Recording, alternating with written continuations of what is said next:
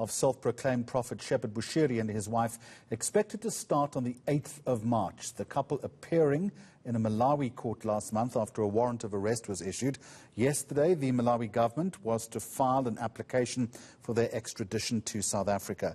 The Bushiris, you will remember well, fled the country in November. While on bail, they're charged with theft, fraud and money laundering. More on that story now. Reporter Teko Mwahi is on it for us. So you've spoken then to the Malawi Justice Ministry. Has an application been filed? That's correct, Jeremy. That application indeed has been filed. They filed it yesterday on the 8th of February. This was part of the pre-trial application that they have now filed. And of course, in that particular application, we are told that they are actually going to request that the Bushiris are sent back to South Africa. They are brought back to South Africa to face trial here. So that is their suggestion and that is their opinion as the Malawian state. And they're also saying that this will then, the papers that they have filed, they are still waiting for the lawyers, for Bushiri's lawyers to respond. But of course, they do have just about a month to actually respond to those particular papers that have now been filed. But let's just take a closer listen to what the Ministry of the Justice Ministry had to say in Malawi. The fugitive couple should be extradited back to South Africa on account of the evidence that we have given the court and the accused. And in particular, this evidence, as I said, is the formal request from South Africa.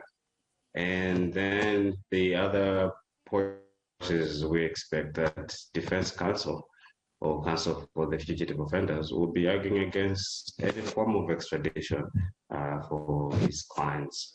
So that's something we will have to expect. The magistrate will have to make a decision on the application by the state within the shortest time.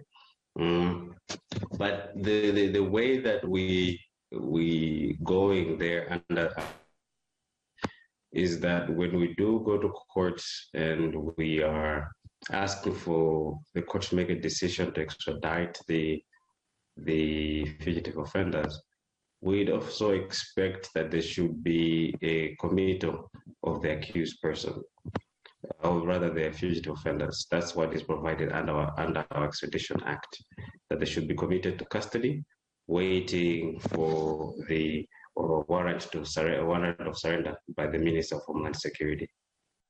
Okay, so waiting on paperwork then, where exactly is the couple? Well, as far as the Malawian government is concerned and as far as they know, the couple is still in Malawi and they are expected to be in court on the 8th of March. The Justice Ministry saying to us that it would be an offence should they not appear in court. So they are confident that they'll definitely be appearing in court. But of course, they did flee South Africa for Malawi and they feared safety, their own safety in South Africa. And that's why they then left the country. However, the Malawian government says that they are confident that that will not happen in Malawi, that they will not suddenly leave that country because it is their home country, and they will definitely ensure that they are in court. Let's just take a further listen, Jeremy. We were last in court in January, and the last time we didn't get any indication from either them or the lawyers for the fugitive offenders that they were outside of jurisdiction. And also, the way that it's set up is that when they're coming back to court on the 8th of March, this is a court order.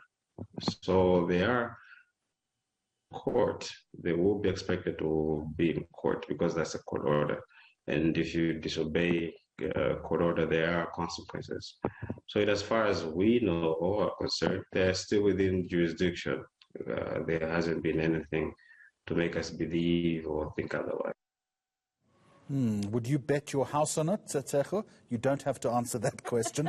What you can answer, though, is let's assuming that they do make a court appearance. What will happen then on the 8th of March? How will this transpire? Well, then on the 8th of March, that is then their formal extradition trial, Jeremy. So the state of Malawi, the Malawian government, they will then argue why they need to be brought back to South Africa. And of course, this will go hand in hand with the papers that was handed in, the extradition request rather, that was handed in from the South African government to the Malawian government. So that is the first part, of course, then the state arguing the reasons for them being brought back to South Africa, the reasons why they need to come back here to face trial in South Africa, and why the Malawian government cannot actually keep them there. They are, of course, seen as fugitives, not just in South Africa, but that is also how the Ministry of Justice actually refers to the Bushiri couple, as fugitives in Malawi. Besides that, though, we'll then also hear from the defense, and of course, we are then expecting the defense to say that, that they should not be brought back to South Africa at all because of those various reasons that were cited by Bushiri himself. So those are the two arguments that we are expecting to hear on the 8th of March. We wait for the 8th of March. Tshego Maki, thank you very much.